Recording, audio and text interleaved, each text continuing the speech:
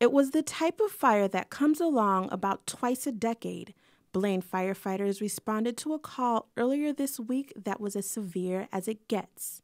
Our SBM Engine 4, along with myself, arrived, and we had heavy fire, considered fully involved, including all the house, the garage, and 2 vehicles out in the driveway.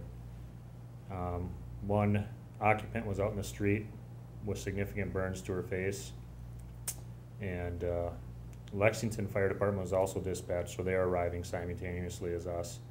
So we started our fire attack immediately. The fire department was called 6:30 Wednesday morning. They arrived 6 minutes later to a fire that was already large and very dangerous. When we arrived, it was fully involved. We were in a defensive mode, which means we're not sending any firefighters into this. It's too dangerous. The fire was put out in about 20 minutes with more than 30 firefighters on the scene and other first responders. The investigative team was able to pinpoint the exact cause and location of where it all started. And quickly located the point of fire origin to be in the garage area in the back corner. And after some further investigation and documentation, they were able to locate a competent ignition source in that area, which was a heater appliance. And so the cause is unintentional, and it's related to heating appliance close to combustibles. How late the family discovered the fire and the weather conditions made the situation even worse. And the fire growth, if I can add, was accelerated due to a late detection. And then when it did get outside of the garage, we did have a quite windy evening that night. So the fire growth was pushed quite considerably fast towards the house and resulted in spreading quite significantly. Thankfully, all members of the home made it out alive with only one person injured. Even though everyone survived, Prevention Chief Connie Forrester said there were still some things that could have been done differently. First of all, Chief Anderson talked about how, the cause of the fire was combustibles too close to the heat source. So moving anything away from a heat source, and I mean the water heater, the furnace, supplementary reheating sources, keep combustibles 3 feet away.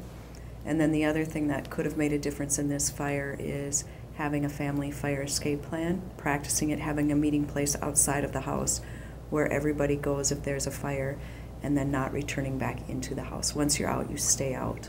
So those are 2 things that could have made a difference in this particular case. These prevention methods are some of the things the SBM Fire Department works on tirelessly, offering free home safety programs to make sure others don't make some of the same tragic choices. And the injuries that were suffered in this fire was because the grandmother went back into the home thinking she had a grandchild, which any parent would do, any parent. And so that's why it's critical to do the prevention.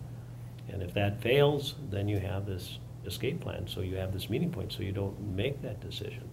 The damage done was more than extensive. Though nothing will be left of their home, Chief Zickman says it's amazing they still all have their lives.